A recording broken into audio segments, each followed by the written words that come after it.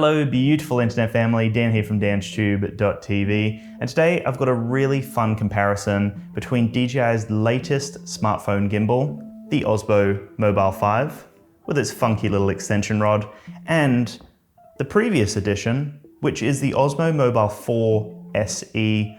So as you can see, very similar designs, but also slightly different as well. The Osmo Mobile 5 is significantly smaller and more compact compared to a chunkier design with the Osmo Mobile 4 SE. But let's compare the two. Which one wins this comparison here? I'd love to know in the comments below which one you prefer. Let's get into it.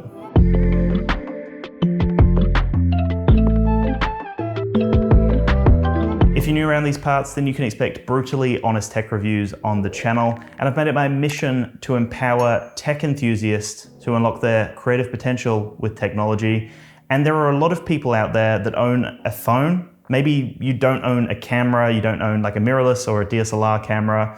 You might not own anything in the camera space besides your phone, which is still a very usable camera system. And I think this is the reason why smartphone gimbals are so popular. So many people have a phone and they want to capture smooth footage. They want to have something reliable that can, stabilize the footage for them when they're capturing anything, any moment that they might be capturing, whether that's family moments, whether they're on a holiday, whether you want to use this for your own kind of creative endeavors, if you want to start out on YouTube, or do just some private videos, for yourself or your social networks or whatever that may be. The smartphone gimbal space is a very competitive and interesting space because there's obviously so much demand for a smartphone gimbal. This is the 5th version. And I guess if you include the SE, it's like, what, the 6th version, maybe? Hope that's right. Let me know in the comments below. But 6 versions of a smartphone gimbal from DJI. Obviously, there's a market for it. And the reason that they've gone smaller here means that maybe this more compact design is what the audience, what the consumer really wants out of a smartphone gimbal. Now, when we look at price between these two, we've got the 4 SE, which is $159 Australian dollars, and then the Osmo Mobile 5, which is $239. So it's slightly more expensive here. Obviously, you're getting that extension rod, but is it worth that extra money to get the latest version of DJI's smartphone gimbal? That's the whole idea of this comparison here. Can you settle with the previous model, or should you be getting the latest model from DJI? If you are interested in picking up a smartphone gimbal, a drone, or a camera, or any other accessory from DJI, then I do actually have a 10% off discount code, which is, fittingly enough, DansTube. So you can save 10% off any of your purchases from the D1 store. Those details will be below, so check that out to save 10% off really any DJI product on the market right now. So for me, smartphone gimbals have never really been a massive thing for me. I've never really been obsessed with them. I haven't really used them actively, purely because I have the Osmo Pocket or I have my DSLR camera, which is the Panasonic G9. But I think since I started using the Osmo Mobile 5, I've really started appreciating what a smartphone gimbal can actually be used for and how practical this can be for the solo filmmaker. So first things first, let's start off with the clear difference here. This guy here, the Osmo Mobile 5, has an extension rod. So it's 21.5 centimeters. It's quite a lengthy extension. As you can see, there's quite a big difference here between the two gimbals. Now that may not seem that appealing to you. You may not really care or think it's anything at all, but I promise you this actually makes the world of difference, because what this actually allows you to do is, firstly, you can set this up on a table like this, and you might not have anyone with you to film. Now, previously you'd have to have a really low angle, but having that additional height means that you can actually get a higher angle and get something a bit more usable when you're filming yourself. So you can just set it up, put in the ActiveTrack so it starts tracking you, and because you're getting that additional height, it actually does make a big difference. You don't have to carry around a massive tripod with you and try to make the shot work. You can literally just pull out the extension rod, set it down on a table, and you've basically got a camera person helping you out at all times. Now, the other thing I really love about this design is they could have just gone with a very simple extension rod, but it's actually got a swivel head on top. Now, one of the biggest problems I had with smartphone gimbals is that when you try to get one of those low angles, you're trying to shoot like this, angle it down and kind of point at the subject, what I actually find is it really struggles with that low angle. Now, this one has been improved. The Osmo Mobile 4 SE has definitely been improved over previous versions, but I still find that when you go for those lower angles, the motors can't actually angle up enough and it will kind of flop down. So your phone will just flop. You'll try to get a nice low angle and it will just flop down at a certain point. So that really frustrates me because I love getting those nice low shots. And you know, this could be someone walking in front of me and I want to get a nice smooth low shot. It's just a little bit limited with some of the previous smartphone gimbals, but having that swivel head on top actually means that you can truly get low angles because you're holding the gimbal like this and the head is basically flat, as you can see there. So it really does allow you to get nice low angles. And in terms of usability, I actually really do prefer the Osmo Mobile 5 over any other smartphone gimbal that I've tested in the past. It does make a big difference having that extension rod and that swivel head on top.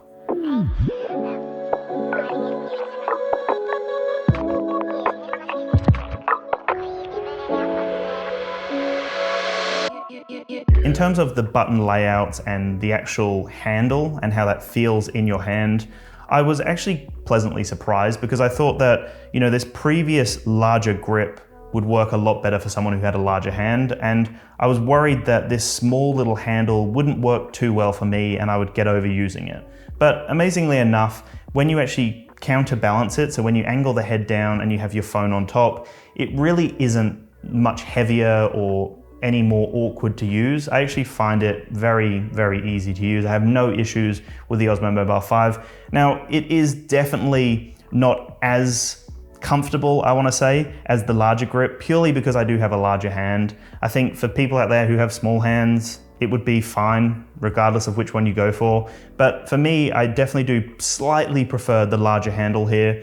But I think that it's just not enough of a problem for me to worry about it with the Osmo Mobile 5. Like, yes, I slightly prefer this one, the Osmo Mobile 4 SE, but the 5 really isn't a problem, and I used them both for an extended period of time, and it wasn't like my hand was getting tired or my arms were getting tired or, you know, it was too heavy with the phone on it. It was completely fine. So it wasn't really an issue, but it is interesting that they've gone for a smaller design here with the handle and that more compact design as well. But besides that, the button layouts are very similar. They both have the triggers on the back. They both have the little joysticks here. You can zoom, you can change modes, you can record, you can do everything that you would imagine. Although this guy here, the Osmo Mobile 5, actually does have an additional button. It has like this reverse button, which you can use to flip the orientation, change the camera from the front to the rear, and do a few other things. And then you've got the mode button on the side, where the Osmo Mobile 4 SE utilized just a mode button, and that's it. It doesn't have that additional flipping button. Even though you can use that to flip between the orientations, they've kind of gone for, I guess, more options here, or I guess more button functionality to make it easier to differentiate between the mode and the orientation. So that is a bit of a bonus to have that additional button with the Osmo Mobile 5. During my comparison, I used the iPhone 11 on the Osmo Mobile 5 and the iPhone XS Max on the Osmo Mobile 4 SE. Now, they're both slightly different phones. I kept them at 4K 25 frames per second, and there was no additional tampering or any sort of tweaking going on. It was just what the phone could capture. Yes, there's a slight difference in the phone, but the main functionality is looking at how the gimbals performed, how the motors actually performed, and how the tracking modes performed as well. Seeing as I'm a video guy, I really wanted to test the video capabilities of these two gimbals here, and I was pleasantly surprised. They both did a great job. The motors are extremely capable. Occasionally you'll notice little jumps and bumps. I think that's just because it's such a small system. It's so compact, and you know, you've got like quite a large phone on top here. So for me, maybe those movements need to be a little bit smoother to get the smoothest, crispiest footage you can get. But for the most part, like most times, the footage looked great, and they both competed really well. They both did a great job of capturing smooth footage. When it comes to the ActiveTrack, the Osmo Mobile 5 is capable of ActiveTrack 4.0, which is an advancement over the 4 SE, which is only capable of ActiveTrack 3.0. So you are actually getting an improvement in the active tracking. Now, it's still a really capable gimbal, and the 4 SE still does a great job of tracking you. But I did notice that with the ActiveTrack 4.0, It's definitely a lot more reliable. It didn't drop out as much as the 4 SE. I only had a few times where it'd kind of lose the subject and lose the tracking, where I did find that the Osmo Mobile 5 very rarely lost the subject. So I definitely did notice a slight improvement with the ActiveTrack. So if ActiveTrack is a big thing to you, then the Osmo Mobile 5 definitely takes the cake here. There are definitely a few additional offerings from the Osmo Mobile 5. So you actually get something called ShotGuides, and it actually is really helpful. I thought it would be maybe a gimmick or a bit of a selling point, but what it does is it automatically recognizes, the software recognizes, okay, you're in this type of environment. You're near the beach, or you're in a dense, bushy area or a forest. It actually recognizes that, and it gives you some ideas of how to create unique footage and unique cinematic perspectives from the environment that you're in. So I think that's great because they're obviously targeting people on the lower end who maybe just want to be, creating some family moments, or they may want to just film something really basic. They're probably not going to be using this for commercial work. So to have ShotGuides as an additional offering, which will actually help beginners get the most out of their phones and from the gimbal system, I think ShotGuides is a really useful feature that the Osmo Mobile 5 has over the 4 SE. So if you're starting out and you want to really capitalize on your filmmaking perspective, then ShotGuides is a really cool offering on the Osmo Mobile 5. The Osmo Mobile 5 also offers a spin shot mode, which is basically like a rotating mode where as you're going in to capture a shot, the gimbal itself will start rotating to create a dynamic kind of rotating spinning shot. So that's something very unique about the Osmo Mobile 5. But besides that, they both have pretty much the same offering of features. They've both got a variety of different modes, and like I said, the tracking modes are fantastic. They also have gesture control, so you can literally just do that and start recording. And they have a ton of different panorama modes. They have a clone me mode. So in terms of the offering, you're getting a lot regardless of which one you pick up. They both have a ton of features packed into the software. And like I said, the hardware is built really well. So regardless of which one you get, if you want to save a bit of money and go for this, you probably won't be disappointed, unless you really want that extension rod or you want to ensure that you can get nice low shots, then this one's probably the one to go for, the Osmo Mobile 5. But you can still do a flashlight mode with the Osmo Mobile 4 SE, which is basically what I was explaining before, where you kind of hold it like a flashlight. Imagine holding a flashlight. You can still achieve that with the 4 SE, but I just find it a lot more reliable on the Osmo Mobile 5. So again, if you want those low shots, those really nice, smooth low shots, the Osmo Mobile 5 is definitely an improvement. And like I've mentioned, they both do a great job of handling any environment and any sort of shot that you're trying to capture.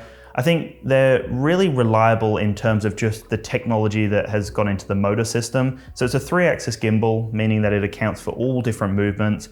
I don't find any major difference. I'm not gonna lie to you and say the Osmo Mobile 5 is a significant leap over the Osmo Mobile 4 SE in terms of how the motors operate and in terms of how smooth the footage can be. I think they're very similar in that regard.